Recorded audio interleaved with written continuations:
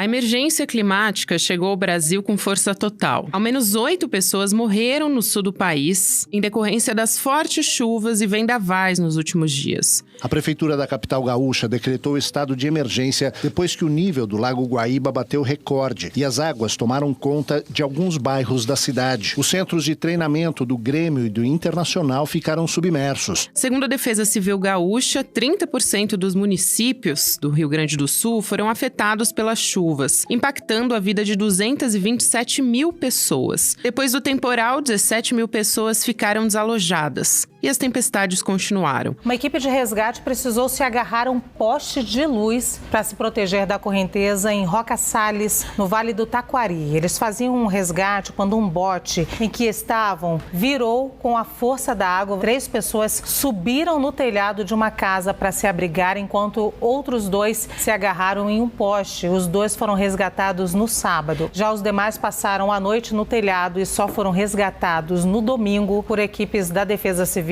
e do Corpo de Bombeiros. Na sexta-feira passada, 17 de novembro, moradores de um residencial em Gramado deixaram as suas casas depois de rachaduras imensas surgirem no solo. A situação é essa, o pessoal diz que a viga de aço ali já não está mais resistindo, ela vai mais um pouquinho só de capacidade técnica e ela vai soltar. No momento que ela soltar, não tem mais o que segure o prédio. Então agora, final da tarde, está previsto começar a chover de volta e aí então já vai ser um Deus nos acuda, não tem mais entrada, já desceu tudo, situação crítica. Aqui deve estar, cara, uns 50 centímetros já de altura essa rachadura aqui, é onde tá desmoronando, ó, deslizando tudo, ó. Grisados aqui, vai cair tudo, ó. Deus que tenha misericórdia. E nessa quinta-feira, 23 de novembro, um prédio desabou no local. Ninguém se feriu. Outras 24 casas em outros 2 bairros também correm risco de desabar. 400 pessoas saíram dos lugares onde moravam e estão na casa de parentes ou em abrigos. A Cristina teve de sair da residência com outras 4 pessoas e foi para um ginásio. Estou muito triste, muito abalada. Já deixei de trabalhar 3 dias para poder resolver meus causos, mas não tenho dinheiro para alugar outra casa, né? As chuvas de novembro no sul do Brasil já ultrapassaram 400 milímetros e a previsão não é de trégua. A região ainda está sob alerta e espera ventos fortes de até 100 quilômetros, cortes de energia elétrica, estragos em plantações, quedas de árvores e alagamentos.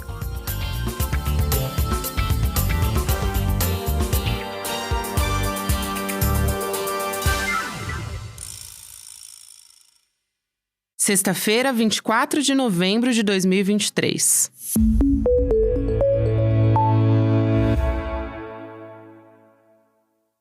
Olá, seja muito bem-vindo, seja muito bem-vinda. Eu sou a Gabriela Varelli, esse é o Videocast em Detalhes. E aqui sempre com um convidado, uma convidada, a gente se aprofunda, analisa uma temática ou uma notícia importante do momento. Hoje eu vou conversar com a jornalista Marcela Donini, que é editora-chefe do Matinal de Porto Alegre, sobre a tragédia climática que está se instaurando em todo o mundo, mas tem impactado particularmente no sul do nosso país. Marcela, obrigada por aceitar nosso convite. Seja muito bem-vinda aqui mais uma vez. Boa tarde, Gabriela. Eu que agradeço o convite. É um prazer te conhecer. Prazer é todo meu, Marcela. Principalmente, quero te agradecer por estar aqui, porque eu sei, enfim, que isso te afetou particularmente, durante essa cobertura. Agora, vamos começar dando um pouco de contexto, para tudo que está acontecendo. A gente tem dias seguidos de chuva, fortes chuvas, que têm inundado uma grande parte do Rio Grande do Sul. Tem 177 municípios atingidos pela última vez que eu olhei, nesse dia 22 de novembro de 2023. E 1/3 do total do estado, Eu tô falando desses municípios, dá mais ou menos isso. Qual que é a magnitude dessas enchentes? Como é que você tá acompanhando essa história? Bom, agora o último dado até já tá com 179, se não me engano, 2 municípios aí a mais. E são quase 30 mil pessoas fora de casa, somando desalojados e desabrigados. Os desabrigados são pessoas que estão atendidas, nos abrigos públicos e que são 4.600, eu peguei o último dado aqui com a Defesa Civil, mas ao total são 29 mil que estão fora de casa, algumas pessoas vão para casa de parentes, de conhecidos, e 4.600 então estão em abrigos públicos.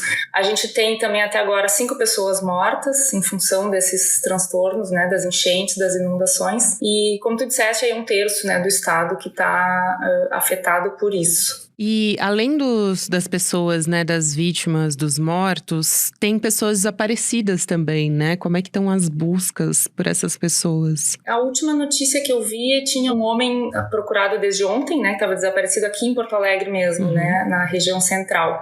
Eu hoje não vi nenhuma notícia se ele foi encontrado, não tenho essa atualização. Mas a gente teve ainda na última enchente, na anterior, em setembro, foi um número bem grande, né? A gente teve 50 mortos e por um bom tempo teve muitos desaparecidos. Felizmente não chegamos nesse nível, mas ainda assim é uma situação bem grave, né? Principalmente para as pessoas que estão fora de casa e muitas, inclusive, recém tinham retornado depois dessa tragédia em setembro. Aqui, inclusive, nas ilhas de Porto Alegre, nós fizemos uma cobertura ontem sobre essa população, que da população de Porto Alegre, a população mais atingida são as ilhas, né? É um bairro de Porto Alegre. São quase 2.000 pessoas que estão fora de casa. E muitas delas estão se queixando que não receberam até hoje a ajuda que a prefeitura tinha prometido ainda em setembro. Era uma ajuda que tinha um vale para comprar móveis, eletrodomésticos, porque as pessoas perderam tudo, as casas estavam debaixo d'água. Isso foi em setembro, no início de setembro. Foi anunciado, foi aprovado na Câmara de Porto Alegre o auxílio, e a gente está em novembro, essas pessoas estão de novo tendo que sair de suas casas, e a maioria delas, acho que não chegou a um quarto,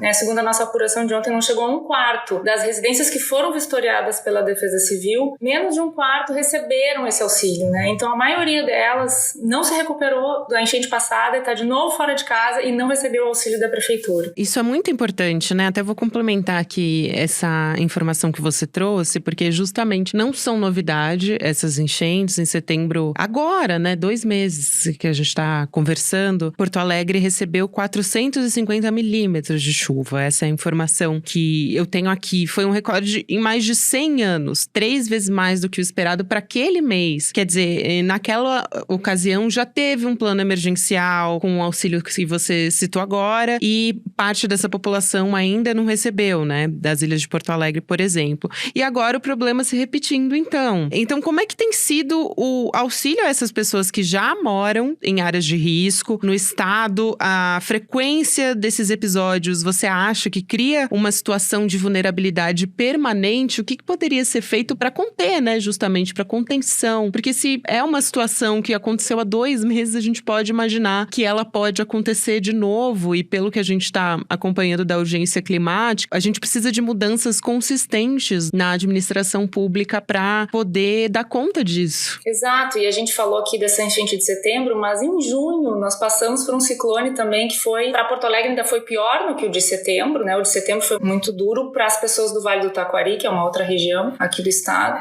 mas em junho na metade de junho teve um ciclone aqui, teve mortos, foram 16 mortos em junho também no estado, e em Porto Alegre foi bem grave, assim, muitos pontos de alagamento, enfim, e a gente vem dizendo, né, claro que isso ainda vem muito antes desses últimos eventos, mas esse ano especialmente tem sido muito duro para o estado, e em junho aconteceu esse ciclone, em setembro a gente teve também aquela fala do governador, né, que se disse surpreso e foi bastante questionado depois, porque não se pode mais dizer que é surpreendente, né, obviamente a gente não tem como impedir esses eventos a essa altura, né, em que chegamos com todo esse contexto de crise climática mundial, mas a gente já passou da hora da gente ter ações rápidas para salvar a vida dessas pessoas, porque o que o poder público pode fazer agora é não falhar nos seus avisos, né, e ontem também a população das ilhas, muita gente se queixou de não ter sido avisada a tempo. A gente ontem, nessa reunião que nós cobrimos na Câmara de Vereadores, foi passado um vídeo com algumas pessoas que estavam abrigadas nas ilhas, e uma das mulheres me tocou muito, porque ela disse que saiu de casa com um bebê levantando pra cima, assim, saiu com a roupa do corpo, porque ela não tinha sido avisada. A outra comentou que viu nas redes sociais que precisava sair de casa. Então, e a gente já vinha, né, publicando, nós temos uma newsletter gratuita, diária, aqui na Matinal, de segunda a sexta, e já faz alguns dias que a gente vinha dizendo, olha, tem uma previsão de volume de chuva enorme para a cidade, para a região metropolitana, para a Serra, para o norte do estado. Então, assim, não é falta de aviso. A gente tem notado que está faltando um planejamento. E ainda em outubro, depois dessa última enchente de setembro, o governador Eduardo Leite tinha anunciado que iria criar um gabinete de crise climática para juntar vários setores, né, da sociedade para lidar com esse problema que, infelizmente, infelizmente vai ser cada vez mais frequente. Só que esse anúncio tinha ficado só no anúncio, né, na promessa. E ontem é que o gabinete foi criado oficialmente com um decreto do governador. E a secretária do Meio Ambiente justificou a Zero Hora, né, foi o jornal que informou, que teve essa informação ontem, que as ações estavam em andamento, né, mas assim, a gente sabia que podia acontecer de novo, aconteceu 2 vezes de uma forma bem grave no estado neste ano só,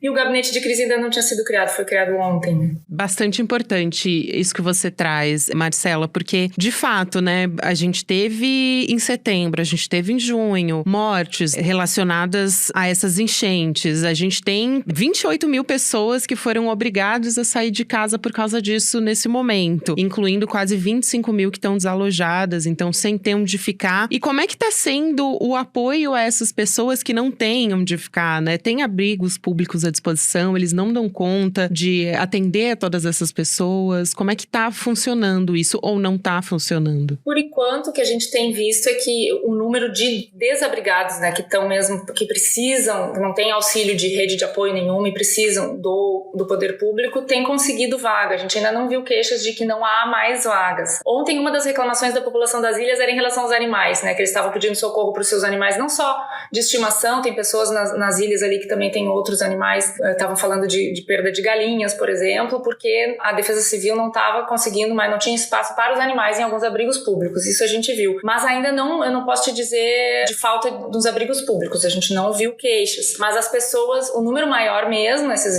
quase 25 mil, são de pessoas que saíram de casa e estão na casa de amigos, parentes, né? E ainda tem, a própria prefeitura falou que é possível que outras pessoas ainda precisem de abrigo, mas não procuraram nem a prefeitura, nem uma outra ajuda, porque há resistência também, às vezes, por parte das pessoas. E a gente entende, porque elas ficam com muito medo de perder. Às vezes há muitos saques, né? As pessoas deixam as casas, saem correndo de qualquer jeito. Quando retornam, o que a chuva não levou, às vezes é saqueado por outras pessoas, né? Que se aproveitam dessa situação das casas que estão sem ninguém. Então, às vezes existe uma resistência. Também algumas pessoas se queixam, apesar de ter vaga, a gente não ter visto, né? Queixa, como eu disse, de que não tem vaga, mas às vezes se queixam das condições também, né? Isso sim, se queixam das condições em que estão esses ginásios, esses abrigos que não são as mais adequadas, né? Mas a situação é muito crítica, assim como a gente viu em setembro, tem sempre uma onda de solidariedade muito grande, mas já chega um momento que as pessoas não têm nem onde guardar o que elas estão recebendo, né? Isso aconteceu em setembro, a Defesa Civil chegou a pedir para as pessoas pararem de doar roupas, por exemplo, porque já tinha muita roupa, já não se tinha onde guardar, alimentos principalmente, né? E agora a gente tem algumas pessoas também falando que não tem onde guardar, nem quando voltar para casa, porque sequer conseguiram remobiliar suas casas desde a última enchente em setembro. E também, um outro ponto que você levantou aqui, que eu acho importante a gente conversar, é sobre o governador do Rio Grande do Sul, né? O Eduardo Leite. Ele tem visitado essas regiões atingidas. Nessa semana, anunciou repasse de verba de até R$600 mil, né? Se não me engano, se você quiser complementar, pode ficar à vontade. Isso para as prefeituras, né? De todas essas cidades que estão sendo atingidas. Como é que tem sido a resposta do Estado para essa emergência? Você avalia? Porque uma situação, na verdade, que ficou bastante conhecida e que marca muito, né, as pessoas quando a gente fala sobre a situação de emergência no Rio Grande do Sul, foi ele no show da Ivete Sangalo, enquanto o Estado estava num estado de luto, né, pelas pessoas que morreram. Isso aconteceu em outubro, então foi agora. E mais uma vez, a gente tem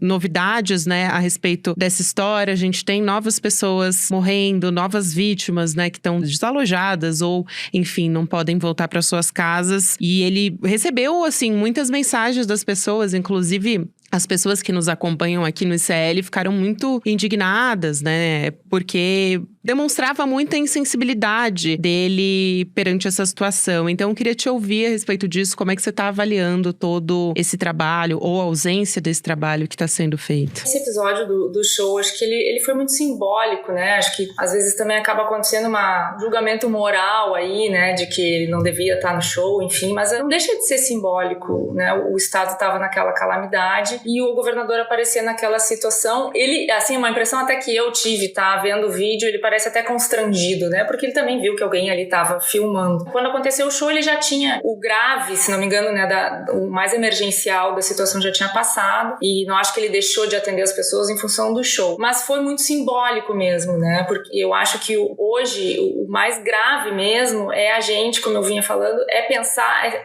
nesse planejamento. Eu acho que tem falhado esse planejamento, porque a gente sabe que vai acontecer de novo, infelizmente. Em junho a gente disse que ia acontecer de novo, em setembro a gente disse que ia acontecer de novo. Eu digo a gente, a comunidade, né? Os ambientalistas, as pessoas que acompanham mais de perto, meteorologia, as autoridades têm ciência de que esses eventos extremos vão ser cada vez mais frequentes. Então a gente precisa planejar essa prevenção, avisar as pessoas com antecedência, dar condições para que elas saiam com segurança das suas casas. Esse episódio do gabinete, por exemplo, essa criação do gabinete, eu acho que isso é muito grave. Esse gabinete já devia estar criado. Logo depois que aconteceu ali, e depois de setembro, que já não tinha sido a primeira situação no ano, né, aqui no estado, esse gabinete já devia estar criado. No início do ano, a gente publicou uma matéria que já falava do El Niño, né, porque a gente tem falado muito da crise climática, mas não é ela exclusivamente que explica, né, o que está acontecendo no Rio Grande do Sul. A gente teve uma intensificação do El Niño, que, conforme previsões internacionais, deve durar até abril, ou seja, a gente ainda vai passar um verão muito difícil aqui no Rio Grande do Sul também. Juntando esses fenômenos todos, a gente já tem essa ciência de que esses eventos climáticos vão ser mais frequentes. E no início do ano, quando se falou sobre isso, sobre essa previsão de um ano com El Niño intensificado, teve a fala do secretário de Agricultura aqui do Rio Grande do Sul, dizendo que o estado não tinha planejamento para lidar com isso. Então, não falta informação para o poder público. Eu acho que falta organização, planejamento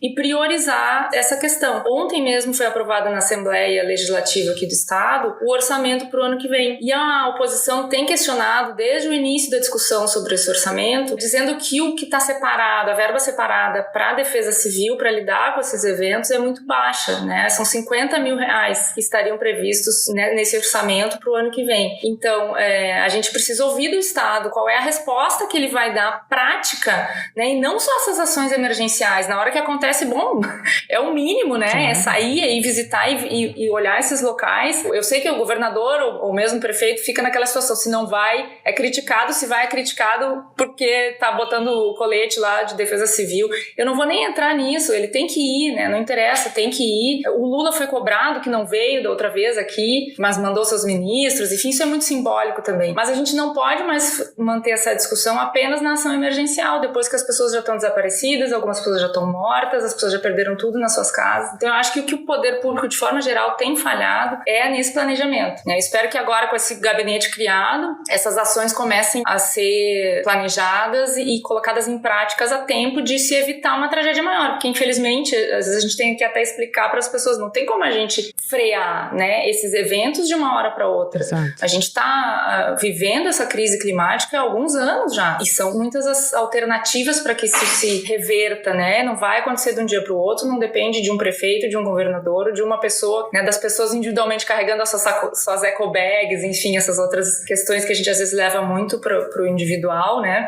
Mas a gente precisa de um poder público que de fato priorize essa questão, porque a gente está vendo, tá na nossa cara. Esse ano foi um ano muito ilustrativo para isso aqui no Rio Grande do Sul. 3 eventos com mortos, com uma tragédia muito feia, muito triste. A gente tem um número baixo, é ruim falar baixo porque são 5 pessoas que morreram, né? Para quem perdeu não é um número, não é apenas um número, mas essas pessoas que estão fora de casa, as pessoas saem de casa e não sabem a situação que vão encontrar quando voltam.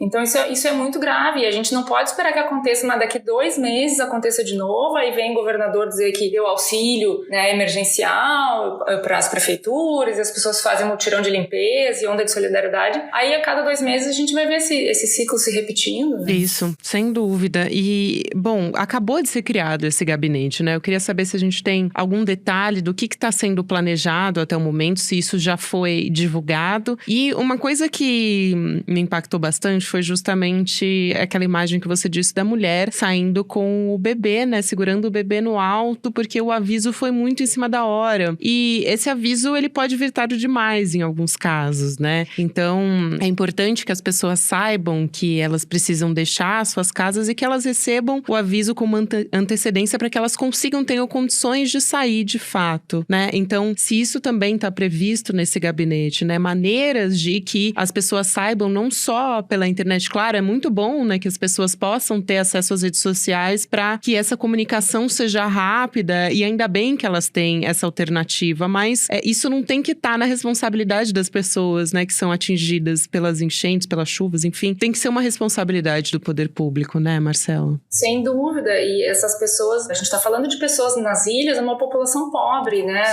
muitos são recicladores, trabalham na reciclagem, então já tem também uma situação muito agravada, muito vivendo no limite, né, e ontem, quando eles criaram esse gabinete, ainda não tinha sequer as pessoas, né, que vão fazer parte, então eu realmente não quero ser injusta, mas eu não vi nenhuma informação ainda, de nenhum detalhe, simplesmente acho que ele foi criado, vão começar a chamar agora, eu sei que vai ter participação de universidades, além de atores públicos, né, mas até agora não vi nenhum detalhe sobre como que vai funcionar isso, mas imagino que nos próximos dias a gente tenha alguma novidade. E em relação à situação das pessoas, né, como eu vinha dizendo, são pessoas muito pobres que às vezes não têm nem acesso à rede social porque não tem um pacote de dados, enfim, como tu disse, isso não pode recair uma responsabilidade das pessoas, né, o poder público tem que avisar. Eu, por exemplo, a gente tem um serviço da Defesa Civil, tu te inscreve e recebe por SMS, por exemplo, esses alertas. Então eu recebo com frequência, talvez esse serviço tenha que chegar também às pessoas, pode ser que tenha sido emitido, mas essa educação também, né, a gente tá também falando de uma educação para as pessoas, que eu acho que é a responsabilidade sim do poder público, de educar as pessoas a viver infelizmente, nesse novo normal, né, uma expressão que até ficou meio batida já, mas infelizmente é o que a gente está vendo, esses eventos cada vez mais comuns. Então esse serviço tem que alcançar as pessoas para que elas se inscrevam, recebam com antecedência esses avisos de volume extremo, né, de chuvas, de risco de alagamentos e no último caso, de necessidade de deixar suas casas, né, por algum risco maior. Nesse vídeo onde aparecia essa mulher falou, essa mãe, né, contou que saiu com o bebê desse jeito, tinha uma outra mulher que também me comoveu muito, porque ela disse que estava com uma roupa, também saiu correndo com a roupa do corpo, e que ela vestia uma bermuda mofada já, porque ela estava usando roupa que foi doada para ela em setembro, porque desde setembro ela já tinha saído de casa ali nas Ilhas, que é um bairro de Porto Alegre, e ela não tinha conseguido repor, não tinha mais o guarda-roupa e nem as roupas que ela tinha, né? Ela ainda estava com roupas doadas, uma roupa mofada, porque ela não tinha condições mais, né? Isso a gente está falando do dia a dia das pessoas, né? Pra gente pode ficar muito distante isso, a gente tem conhecimento quando acontece uma tragédia grande, mas imagina, desde setembro essas pessoas estão convivendo com isso, né? Com o rescaldo do que foi aquele momento em setembro, as águas baixaram, elas voltaram para suas casas, mas voltaram para casas que não tinham mais eletrodomésticos, que não tinham roupas, enfim. Os documentos, né? Agora a gente viu de novo um mutirão de algumas instituições que emitem, né, documentos pessoais, fazendo de novo uma força-tarefa, porque essas pessoas perdem o básico, né? Perdem os seus documentos com os quais elas não conseguem nem depois solicitar esses auxílios. Então é algo que pra gente pode ficar, a gente que tem o privilégio, né, de estar num lugar seguro, pode ficar muito distante da nossa realidade. Eu, por exemplo, tu comentou no início, né, a gente aqui, eu moro na zona sul de Porto Alegre, a gente já tinha passado por pontos de alagamento bem forte nas outras enchentes, e hoje a escola do nosso filho foi fechada aqui na zona sul porque a escola não estava alagada, mas o entorno, o acesso estava intransitável. A gente já vinha acompanhando alguns vizinhos que moram um pouco mais ao sul, já estavam com a água chegando nas suas portas, né, nos seus portões, quem mora em casa, e a gente já estava observando, a escola já tinha avisado, olha, a gente está observando, pode ser que tenha que se cancelar as atividades da tarde, e de fato na escola dele foi cancelado. Agora tem outros municípios, em Eldorado do Sul, por exemplo, todas as escolas, né, tiveram que cancelar, que são dessa região metropolitana aqui de Porto Alegre, tiveram que cancelar, fechar todas as escolas, e aí também às vezes tu tem um transtorno muito maior. Eu ainda conto com uma rede de apoio, nosso filho está em casa aqui, a gente está trabalhando, mas outras pessoas não têm isso, e muitas estavam nesses abrigos, como eu comentei antes, com seus bebês, com crianças, não tinha nem onde colocar um berço, por exemplo, né, tava com seus bebês no colo. Esse bebê da história da mãe era um bebê de 6 dias. Nossa. O pai ainda contou depois que na outra enchente ele estava na barriga. Gente, né? era um recém-nascido. A mãe teve que sair. É surreal, né? 6 dias ele teve que ir para um abrigo, então é muito triste. Muito. Eu tava me lembrando também, a gente teve no começo do ano, em fevereiro, talvez, uma das maiores enchentes, né, que a gente teve em decorrência de acumulado de chuva e pessoas perdendo casas no litoral norte de São Paulo, né? Mais de 30 mortes, se eu não me engano, foram 36 mortes no total. E aí, a partir disso, o estado foi contabilizando essas mortes e teve que fazer uma revisão na maneira de como avisar essas pessoas, né, de que ia chover falei de que era um volume muito grande de chuvas, né? Porque não adianta você mandar, olha, tem uma previsão de que vai chover, sei lá, 700 milímetros de chuva essa noite, essa semana, enfim. O que quer dizer isso, sabe? A linguagem tem que ser acessível para as pessoas, sabe? É emergência altíssima, deixe sua casa agora. Assim, não pode ser uma coisa inacessível, que as pessoas tenham que entender o que está acontecendo, né? Enfim, ir atrás para entender. Isso tem que ser muito direto, né? Elas têm que estar ali prontas para poder sair, porque salvar a vida, a gente tá falando de salvar a vida dessas pessoas, né? Nesses casos. Então, isso é muito importante. Eu me lembrei disso também quando você falou sobre, mais uma vez, sobre esse bebê, né? Esse recém-nascido que saiu de casa e essa mãe e esse bebê quase que não conseguiram sair, né? Porque você sair com água nessa altura é realmente muito impressionante. E eu queria aproveitar para te perguntar também, Marcela, especificamente sobre Porto Alegre, né? Vocês estão vivendo talvez a maior cheia do Rio Guaíba, né? Nos últimos tempos, em mais de 80 anos, na verdade, para ser mais exata, desde 1941. Então, e nem o sistema de muro, de diques, conseguiu evitar essas enchentes. Pelo menos uma comporta cedeu à pressão da água, vazou, então, por isso, né, que tá inundando as ruas da cidade. Como é que funciona esse sistema, para quem não é de Porto Alegre, entender do que a gente tá falando? E por que esse sistema não foi capaz de conter a cheia nesse caso? Esse sistema, ele é composto por um muro, né, ali na região central de Porto Alegre, que vai em direção ao norte. E esse muro tem algumas aberturas que dão acesso ao cais, que tem toda uma discussão também de uma revitalização, um projeto, né, de concessão do Estado para a iniciativa privada, que inclusive já foi, o primeiro edital não teve sucesso, eles estão preparando o outro agora para o final do ano. Nessas aberturas são 14 aberturas que têm portas metálicas, né, que são acionadas nesses momentos de emergência. Esse ano foram pelo menos 2, eu não me lembro se chegou a ter 3, mas antes disso, só em 2015 ele tinha sido acionado. E agora, esse ano, já foi mais de uma vez, né,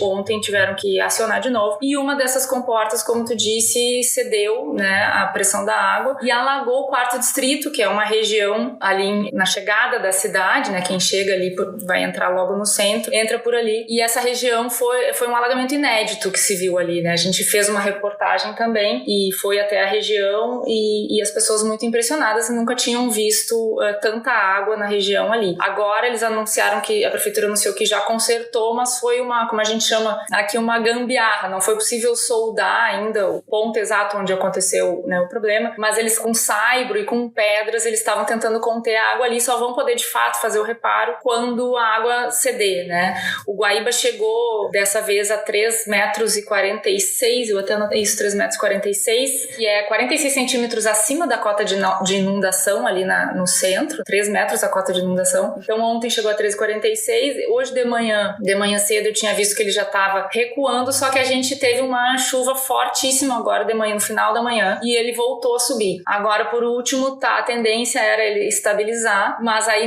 nessa última chuva, ainda algumas regiões que não estavam tão alagadas voltaram a sofrer, né? A própria região da escola aqui na Zona Sul, como eu comentei, e outros bairros da Zona Sul aqui de Porto Alegre. A Avenida Guaíba, por exemplo, que passa na orla aqui, ela já está em muitos trechos completamente submersa. Em alguns trechos não está intransitável, já tem a Defesa Civil já chega de caiaque, né, de barco, porque não tem como andar de carro, então já está nessa situação bem grave. A tendência é não chover mais, não tem mais previsão de chuva, né, a partir de amanhã. E o último alerta, a gente falando desses alertas, né, o último que eu recebi por SMS, ainda ontem, dizia que era um alerta válido até o final da tarde de hoje, até às 17 horas. Então, a gente espera que de fato a situação amenize agora e o rio volte a baixar. O que acontece muitas vezes também, e até é bem curioso, porque a gente ontem estava com um dia super quente, ensolarado em Porto Alegre, e vendo o Guaíba subir. Então é como assim, um inimigo silencioso, assim, é diferente de quando tá chovendo e tu vê os alagamentos se formando, porque as cheias de outros rios, né, de outras regiões do estado no final de semana, que receberam volume de chuvas muito grande, estavam desaguando, né, vindo em direção ao Guaíba, e por isso o Guaíba estava avançando. As pessoas às vezes estranham, né, mas como é que tá avançando aqui se não tem chuva aqui? Bom, aqui não tem chuva, né, mas teve muito no final de semana em outras regiões. Mas hoje a gente teve uma chuva muito forte ainda no final da manhã, e isso agravou uma situação que estava começando começando a recuar o rio Guaíba, né? Tem uma longa discussão, inclusive, sobre se é lago ou rio, mas enfim, isso em outro programa acho que a gente pode até abordar. Mas enfim, o Guaíba agora deve estar estabilizado. A última medição que eu tinha visto estava 13,32 ainda, 30 centímetros acima da cota de inundação. Inclusive, a Metsul divulgou, né, uma imagem de satélite bastante impressionante, justamente dessas áreas que estão alagadas, né? Na imagem dá pra ver, assim, essas ilhas de Porto Alegre que a gente tá conversando aqui, né? Totalmente tomadas, assim, pela água. Tem também trechos da BR-448, que é um município próximo, né? E outros trechos, enfim, que também aparecem alagados ali. Então, a agência de meteorologia, né? A Metsul, que divulgou essa imagem aí mostrando a enchente na cidade e o Guaíba no maior momento, como a gente falou, né? De cheia desde 1941. Então, 80 anos, é muita coisa. A gente espera realmente que nos próximos dias o nível da água possa voltar a se estabilizar. Marcela, eu quero muito agradecer aqui a sua presença por todas essas informações e a gente espera que, de fato, o gabinete, né, que está sendo criado agora seja levado a sério, né, e seja colocado em prática pelas autoridades para que essa situação… É isso, né, vira uma realidade pra gente a partir de agora, né, esse estado de urgência, a gente tá chamando já de urgência climática, né, porque é importante para que a gente olhe para isso e para que a população não seja só socorrida nos momentos que precisam ser socorridas, claro, como você disse, mas que isso possa ser um planejamento, né, a partir de agora. Se não foi até agora, que seja um planejamento a partir de agora. Então, quero te agradecer muito aqui pela sua presença. Imagina, podem contar com a gente aqui e eu quero convidar as pessoas que estão nos assistindo a acessarem o nosso site, com certeza, nossa cobertura, por favor. Né? matinaljornalismo.com.br. A gente tem essa newsletter que é de assinatura gratuita, de segunda a sexta-feira. Estamos, inclusive, com um financiamento coletivo aberto agora, porque a Matinal está fazendo um processo de mudança para se tornar uma entidade sem fins lucrativos, então é muito importante que a gente conte também com o apoio financeiro dos nossos leitores e das nossas leitoras. Muito obrigada. Que é uma plataforma de jornalismo independente, né? Então é importante salientar aqui também. E obrigada, enfim, muito importante o trabalho que vocês estão fazendo, a gente vai continuar acompanhando e eu espero falar contigo numa próxima e não numa situação de emergência no Rio Grande do Sul. Um beijo, Marcela, até mais. Outro, até mais. O Videocast em Detalhes fica por aqui, o próximo episódio vai ao ar às 10h30 da manhã, ao vivo no YouTube, por onde você acompanha toda a programação do ICL Notícias. Muito obrigada a você que me acompanhou até agora e até segunda-feira. Eu, Gabriela Varela, faço a apresentação e a coordenação do Videocast em Detalhes. O roteiro é feito por mim e pela Ana Carolina Navarro. A direção técnica de gravação é de Guilherme Bessa, Bianca Pasquim e Caio Marinato. A coordenação de transmissão é de Malu Pessoa, Leonardo Salles e Giovanni Nino. A operação de áudio é de Igor Santana e Denis Williams. A direção de imagem do Gabriel Vento. A produção é da Elô Macrini. A vinheta original é de Caio Marinato. A edição de áudio e sonorização são de César Degani. A direção de mídias sociais é de Joema Martins. E a direção de arte é de Stella Spironelli. A coordenação de artes gráficas de Isabela Chiara. A direção de programação é de Maurício Arruda. E a produção executiva de Eduardo Moreira e Rafael Donatiello. Este episódio usou áudios da TV Globo, CNN Brasil, da TV Cultura e das redes sociais.